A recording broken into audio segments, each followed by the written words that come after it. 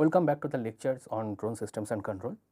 So, in the last lecture, we have understood what is proportional, integral and derivative controller, and we checked about each terms of P, I and D. In this particular lecture, we are going to do something else, a new controller we will be learning, which is very important in the perspective of drone systems and control. Okay. So, just for a recap, we have seen that we need to have a feedback control system. It is a process of taking a portion of output and returning it to the input. So, this is the diagram, block diagram of a control system, which is like closed loop control system, and it has a feedback, and this output is being fed back through the sensor and going to the to be compared with the reference signal, right. Now, what is the advantage? It improves the accuracy and reduces the error, stabilizes the system performance. It is better for handling disturbance and uncertainties, and also it enhances dynamic response, right. Then we saw that this is the PID controller. Maybe at this point there should be the sensor, right. This is the proportional term and this is the contribution of the proportional term. This is integral term and it comes here.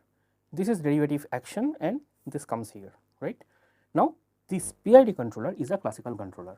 There are several other classical controllers we will be discussing to actually emphasize the difference of these classical controllers with the new topic, that is model predictive control. Okay. So, in this lecture we will see and understand the basic concept of model predictive control. We would learn what is prediction horizon, what is receding horizon control. Then you will see what is how to formulate the MPC cost function and constraints. It is very much problem specific, but what we will do here is that we will give one idea that how to formulate the MPC cost function and the constraints based on your problem, right.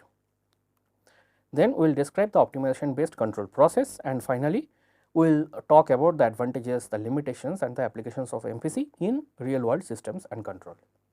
Okay. To start with, the conventional controllers like the classical controllers PID, LQR perform well for many applications, but face challenges in complex real world systems. Why? Because maybe they enforce the implementation only for the linear systems, and there is another problem that is called reactive control. These decisions are based only on the current state or the error. They have limited constraint handling capacity.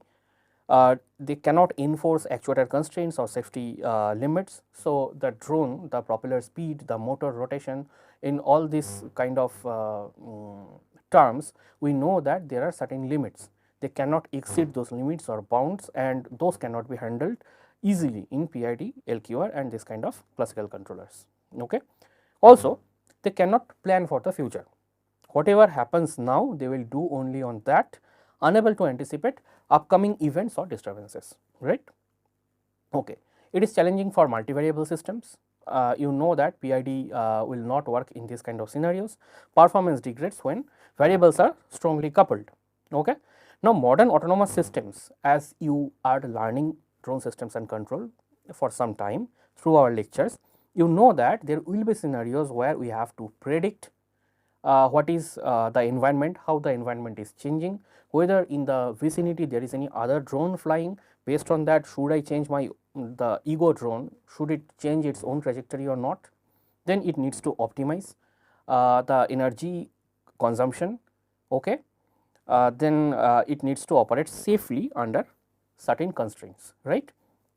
So, we will be giving you some examples in this lecture, and you will understand the importance of prediction, optimization and operation under safety constraints. Okay. So, I give one example here. Just assume that there is a drone and it needs to fly in one environment, and then there are certain obstacles, can be trees, some buildings, some bridges or architectural structures. Okay. So, without prediction, what is going to happen? It reacts only after the obstacle is detected. Now, the complication again increases when the obstacle is also moving, maybe another drone or any flying object, right, may result in abrupt maneuvers or instability. Okay. We will explain this in the next slide by a better illustration. Higher risk of violating actuator or safety limits, right. What model predictive control will do here? It predicts the drone's future trajectory, optimizes the drone's input over a future time horizon, and avoids obstacles smoothly while satisfying system constraints. Okay. Fine. So, we know now that MPC predicts future, computes the optimal control sequence and applies only the first control action before repeating the process. So, this part we will be seeing later with more importance, right. Okay. So, what is going to happen? Say there is a drone which is flying in the environment, right. There is another drone somewhere here and that is also flying in the environment, and somewhere they have a kind of overlap in their path, and there is a chance that there will be a collision, right. Now, ideally what these drones should do, by using model predictive control, they should have the prediction over the time period. Okay. They should be able to predict that what is going to happen after a certain time period, say TP. Okay. And if they can predict that there is one collision which might happen in this environment, then they should safely start maneuvering beforehand so that they can avoid this collision safely, right. So, maybe one drone should move like this, another should move like this and go to its previous path. This one, when it deviates, it should come like this and then starts moving in the desired direction, right. Now, the classical controllers or conventional controllers, they are not very smart to do this kind of things. They cannot predict, right. Prediction of the future is difficult for them. But what is going to happen for MPC? MPC, with the model of the drone, it can predict what is going to be the future states, and based on that it will generate the control input. That means, when the control input, new control input is generated, it will not follow the same trajectory, okay. It will not follow, rather it will take some new control input and go in this direction, okay. So, in this case the control input is getting generated by model predictive control, okay. So, that is one very important thing which you have to understand here. Now, in the environment there will be some buildings, there will be some erected structures, and when the drone is flying, if there is a kind of prediction ability of the drone through its controller, then we get better performance, more reliable performance, right. And that is enabled by model predictive control, which we are going to learn today. Okay. So, what is MPC control? It is an advanced control strategy, of course, because we have already defined that there is something called conventional controllers. It uses a mathematical model of the system to predict future behavior. Okay. Future behavior of what? Maybe the environment. As of now, we conveniently take it as the environment. What change is coming in the environment? Fine. Now, it will determine the optimal control action by solving an optimization problem at every sampling instant. Okay. So, this sampling instant term is also very important, and that is a very important role maker in model predictive control. Okay. So, what are the key features? It uses a system model. So, it uses system model. We need a kind of equation like this, right, or the equation can be represented as a linear system. Okay. Whatever is our system, we have to give it to the MPC controller. It optimizes the control input over a finite prediction horizon. So, we will see what is a prediction horizon. Okay. It explicitly handles state and input constraints. We will see that during the mathematical formulation. Applies only the first optimal control action. Okay. That also we will see with higher importance, that why it is required to implement only the first optimal control action, and it repeats the optimization using updated measurements. And then there is one important term called receding horizon control. So, you will learn these things with examples in the future slides. Okay. So, model predictive control will first measure the current system state, then it will predict the future system behavior, maybe the future changes in the environment over a finite horizon. Okay. After that, it will optimize the future control inputs by minimizing a cost function while satisfying certain system constraints. Then it will apply only the first control input from the optimal sequence. So, it generates a sequence of control inputs, okay. Maybe at kth time instant the control input will be uk star, then at k plus 1 it will be uk plus 1 star and so on, right. That it will generate by the optimal control by solving the optimization problem. But after that, when it comes to implement, then it will implement only the current instance first control input, right. Okay. And then it will update the prediction using the new measurements and will start repeating the process in one iterative method. Okay. So, since optimization is repeated at every time step, the prediction horizon continuously moves forward with time. We will see this and then we will try to incorporate this idea into receding horizon control idea. Okay. So, as I told that there are some classical controllers like PID, state feedback controller, LQR controllers and all. We do not have a provision to discuss separately everything in this particular course for time limitation, but you are free to explore, right. So, however, these classical controllers have certain limitations. What are the limitations? They are reactive. That means they will react only on the current state or error, and they cannot handle anything which is going to happen in the future. So, no future prediction. Also, there is a limitation in handling the constraints. Okay. If this particular thing, what is a constraint, is making you confused, then it will be clear later. Okay. Suboptimal decisions, fine. It cannot optimize the current control action rather than future system performance. Okay. So, that is also another point which is a problem for this kind of classical controllers. And then the performance degrades since it is not having the sight to predict the future. Then what will happen? With time the performance might degrade and it will become less effective for multivariable systems with coupled dynamics. So, with all these problems, now there is a requirement that we find a solution where all these problems can be eliminated, and MPC is that solution. Okay.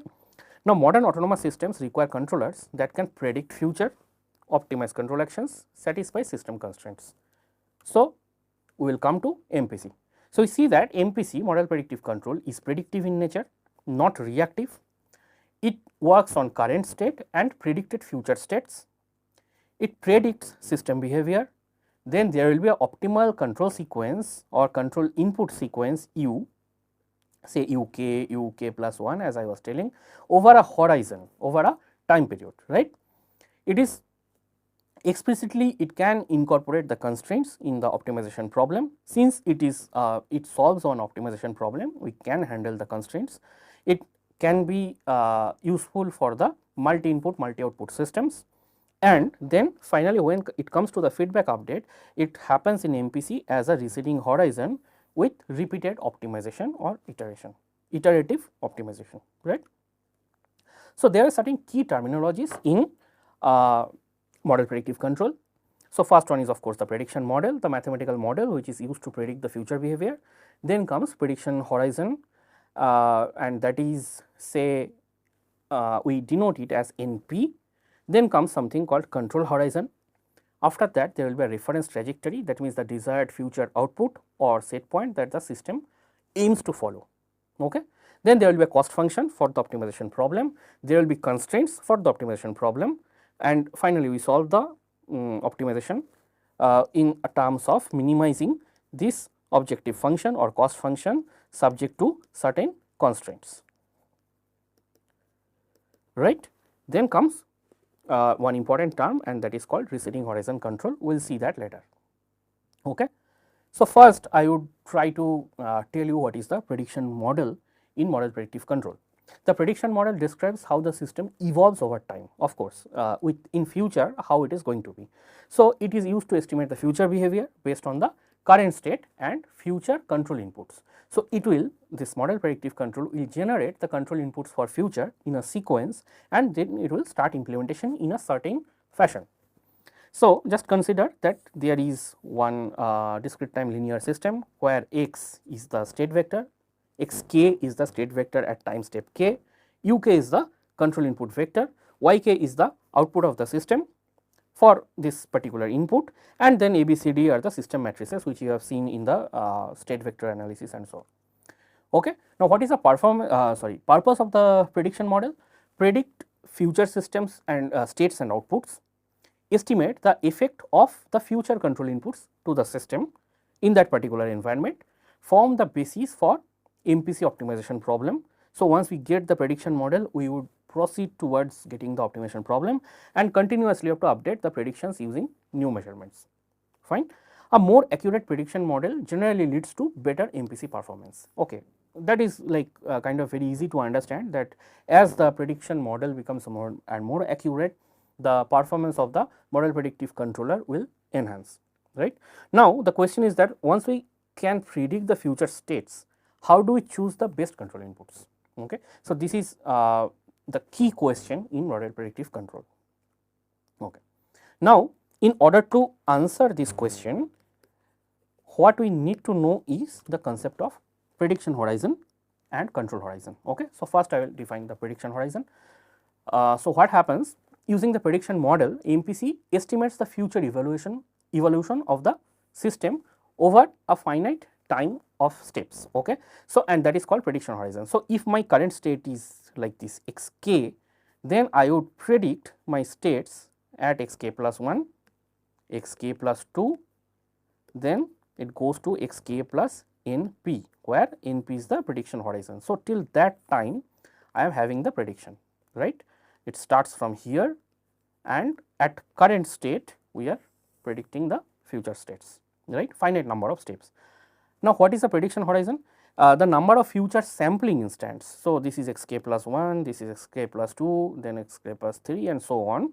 So, number of future sampling instants considered for the prediction, that is called prediction horizon, and we denote it as NP, right. It determines how far ahead the controller can look, okay, maybe through the sensor inputs and all. Then future states are predicted using the system model, fine. So, these states are predicted, xk plus 1, xk plus 2 are the states, right. Then a longer horizon provides a better foresight, but what will happen, you can increase this value of NP as high as possible, but as you are going for a very long prediction window or prediction horizon, the computational complexity comes into picture and will start troubling you. So, we have to know that how to tune this NP, right. The prediction model tells us how to predict, and the prediction horizon here will tell you how far to predict, that means what should be ideally the value of NP, right. Okay. The next concept is control horizon, and we denote it as NC. So, if we predict NP steps ahead, then we have to what are we going to do? Do we optimize all NP control inputs? That means we start from xk, right, and we predict the future states from say xk plus 1 to xk plus NP. Are we going to use all the states to optimize? Okay, the answer is no.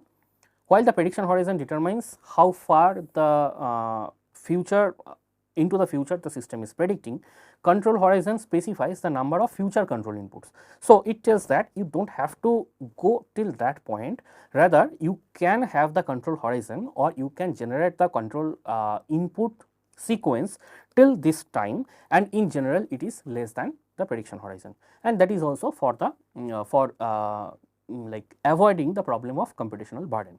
Okay. So, control horizon NC defines the number of future control moves to be optimized. Okay. After NC, what happens? The control input is typically held constant, which will be showing in the illustration. It reduces the number of optimization variables and balances the controller performance and of course, the computational effort. So, why NC is less than equal to NP, that we have already already discussed. Why do not we do that? It is because it reduces the computational complexity if we follow this by decreasing the number of optimization variables.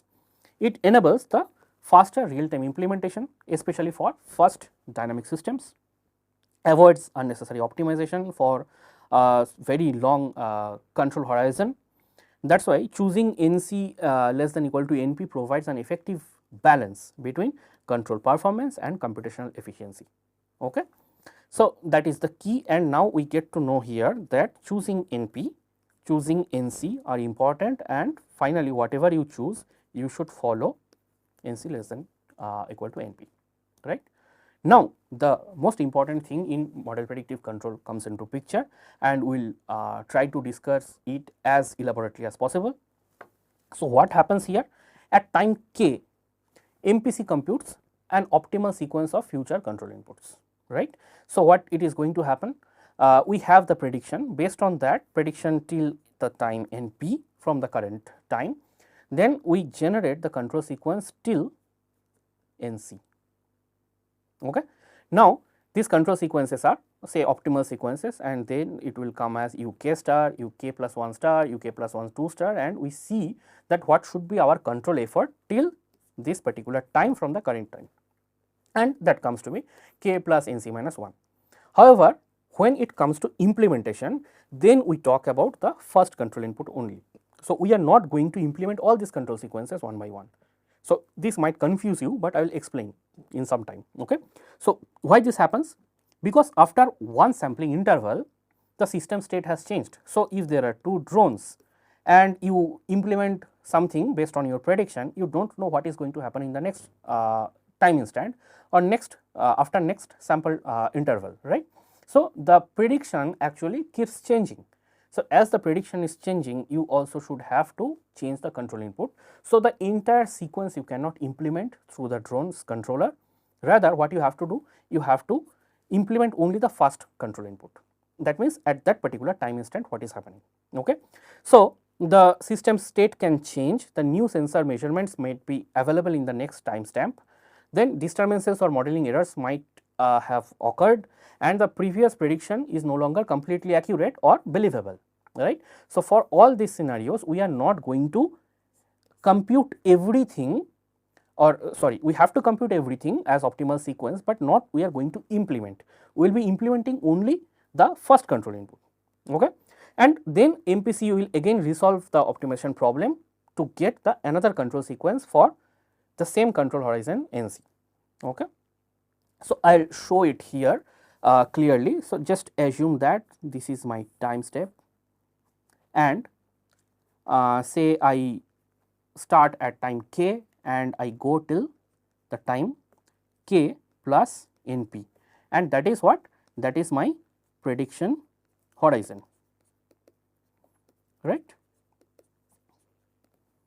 Now, what is your control horizon? You have to generate the control optimal sequence of control inputs for the time nc, right.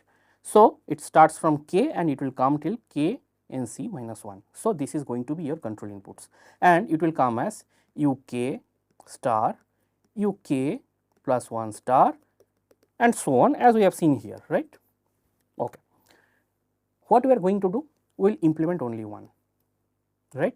Once we do that, then at that particular time the control input will be implemented by the drone, and in the next time instant what we do? We come to k plus 1th instant and start again another prediction till k plus 1 plus np. Okay. Based on that, again we have the control horizon and we generate next sequence, say uk plus 1 star, uk plus 2 star, and so on. So, this particular optimal sequence I am writing it as 1, this is another optimal sequence, and in this case at this particular time stamp we are going to use only this control input, not everything, right. So, you can ask that if we are actually implementing the first control input, then what is the requirement that we are computing till NC? So, it is because if we focus only on the current control input and do not consider the future things, then we will not be able to have a better performance. So, I will give you an example. Say there is a drone which is flying and then it can see one obstacle, right, while flying. So, if it is trying to reduce its tracking error, then what should be the control input here? Say this is around 50 meters away. So, since it is trying to minimize its tracking error, it will keep on going till this direction, going in this direction with the same control input, because that is somehow reducing the tracking error. But in a very near future, what it needs to do? It will come close to the obstacle and then a sudden brake is required from its side, like it has to stop here, and in that way it has to give a very severe brake, right. You can imagine it while driving a car. You see one obstacle after 50 meter. So, at this point of time you will start reducing your speed little bit, right. You will not follow the same control input to manage or to reduce the tracking error, and at that point of time when you come in front of the obstacle, then you suddenly push your brake hard. That is not energy optimized condition, right. Energy consumption will be higher, then there will be some comfort issues as well, there can be some damages to the vehicle. So, it is always advisable that when you know and when you have already predicted that what is going to be the state here, then you have to start taking action in that way. So, when this obstacle is there, it will start slowing down, right, and at this point of time again there will be another prediction, and based on that you will have, it will be having another control input. Maybe after a certain point of time it will start having the maneuver and it will cross the obstacle. Okay. So, that is why a sequence is required, and only having just one control input will not help, because then that will keep on pushing you to maintain the same dynamics from your side, from the drone's side, and then when you come at the verge of hitting the obstacle, at that point of time you have to push the brake hard. If you are already, if you have predicted about the motion, about the states, and you are already knowing about the obstacle, then it is easier to slow down faster, right. Okay. So, what is going to happen then? Say this is the system state, right, and the drone needs to track this particular line or trajectory, okay, and the drone is here. So, what will be the control input according to the time steps, right. That means this whatever goes here, I am writing it as the k, right. Say it is the capital K. We can write it as time stamp as well. Okay. So, what is going to happen here? The drone is here, and then based on the model predictive control, say the optimal sequence of control input is prepared, okay, something like this, and this is our NC. After that the control input becomes constant, and probably this is NP. Now, since the drone is here, first only this control input will be implemented, and probably with that it comes to this position, right. At this point we will be having another prediction with the prediction window or prediction horizon going from now k plus 1 to say k plus np plus 1, k plus np plus 1, right. And then based on that another control sequence will be generated, which is, say, it looks like this, okay.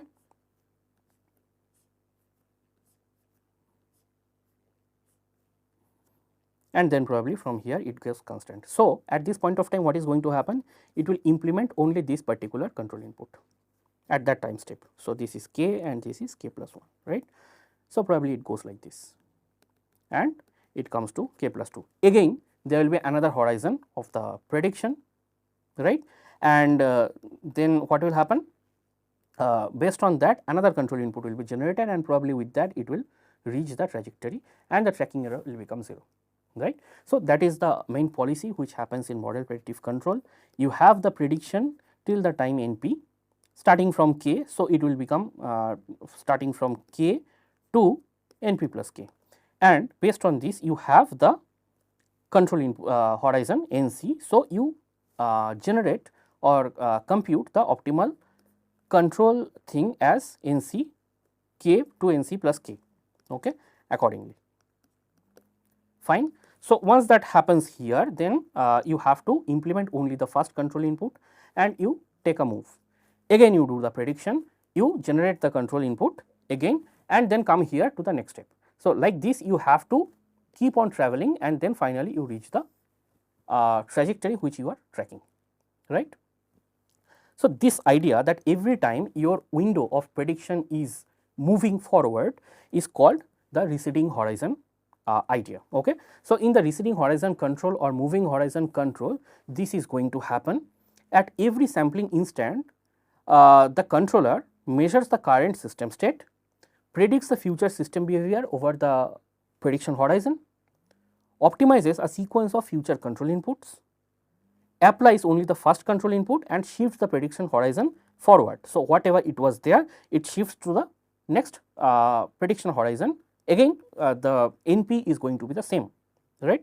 So, it will optimize first, then apply the first input and then it will repeat. Why receding horizon is required? Because continuously incorporates new sensor measurements. So, this time at k I am having some sensor measurement and based on that I am doing a prediction and I am optimizing and applying the first input. Next timestamp new sensor measurement arrives. So, again we have the prediction for the same prediction horizon window, and like that we can adapt to disturbances and model uncertainties, right. So, it corrects the deviation from the previous trajectory, it improves the robustness and closed loop performance. So, what is actually happening? Planning is done over the entire prediction horizon. Based on that, the control sequence is generated for the entire control horizon, but when it comes to execution, it is only one step at a time. Fine. Okay. Now, these are the mathematical equations. This is the system model, this is the output equation, this is the state equation. Based on that, we get the first step prediction. Then what will be the second step prediction? It is xk plus 2 equal to a xk plus 1 in plus buk plus 1, because now the system has traversed from k to k plus 1, right. Now, once you do this, you see xk plus 1 is given by this particular equation. So, you put it here and you get the final two step prediction as xk plus 2 equal to a square xk and so on, right. Like that, if you go till the NP step, then it is going to look like this. Okay. Now, with that, what you are going to do, this is your predicted output which you will be computing with the states which you have predicted till prediction horizon. Based on that, there will be the prediction equation, this is the equation, and this is the control input which we will be computing till from k to NC, right. So, since that is the current control, that is why we put this minus 1 sign here, and finally, this becomes the equation for the stacked prediction equation, and it comes like this. Okay. F and phi has certain identities which you have to follow here. I am not going into much depth, but just by seeing the equation you can understand that it looks like exactly the same equation where y was equal to, say, x dot was equal to ax plus bu, right. Now, what is going to be the tracking error? We have some reference input or reference control. If we subtract the output, then that becomes the error, right. So, this is our trajectory and we are having it something like this. This is r and this is y. If we subtract r minus y, then this becomes the error, right. Now, with that we have to prepare the model predictive control cost function, which is quadratic in our nature. Here this is y minus r, that means E. So, our equation is E transpose q E plus U transpose R U. What is q and r we will be seeing in the next slides. And finally, this comes as the optimization problem, because y is f x k plus psi u minus r, this term comes like that since it is quadratic, and then u transpose r u.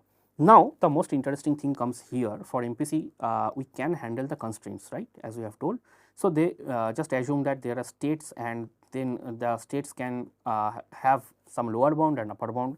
Control input u can have some lower bound and upper bound, then the change in u also can have some lower bound and upper bound. So, we can handle or we can put these constraints here in the optimization problem accordingly, right. So, that is how you have to handle this thing, and based on this, when you solve this problem, then what is going to happen? You will be getting the optimal control sequence from this time to NC, that is the control horizon, right. Okay. Now, since it is a receding horizon implementation, what you have to implement is only the control input which has come at the first place, right. So, that is getting implemented. Then we measure the new state, we solve the optimization problem again. Now, you see that the u star is not having uk plus in the beginning, rather it is having uk plus 1 star, and in the next step this will be implemented. So, what is going to happen?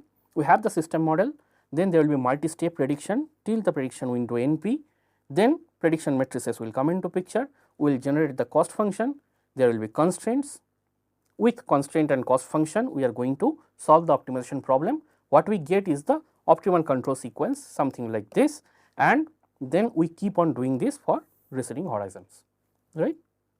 Okay.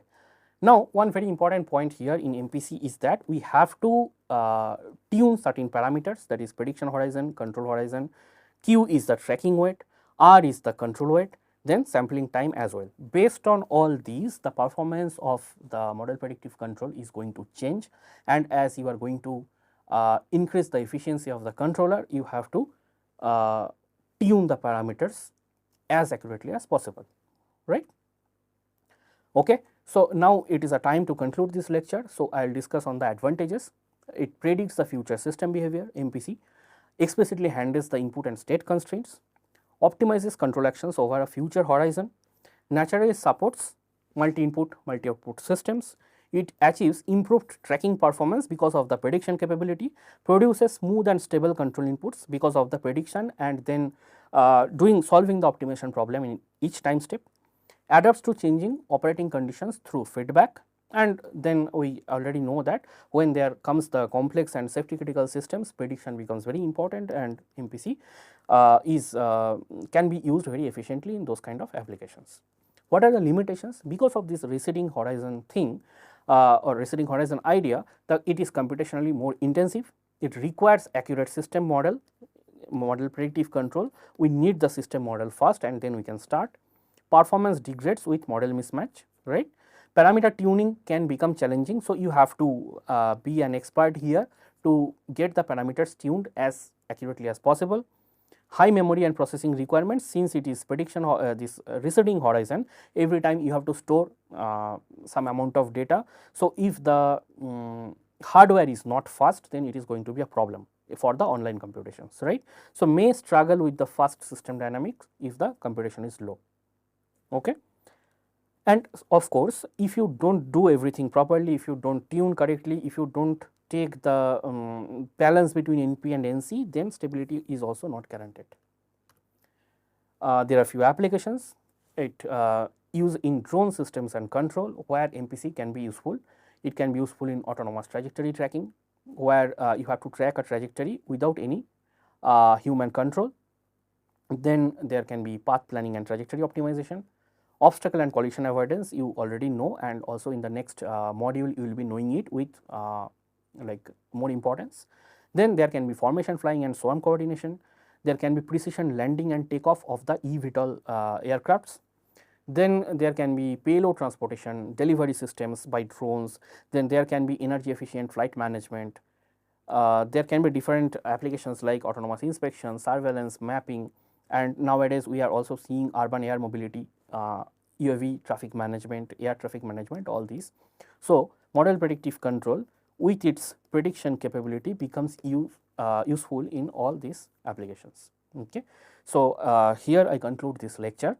Thank you so much. See you in the next lecture.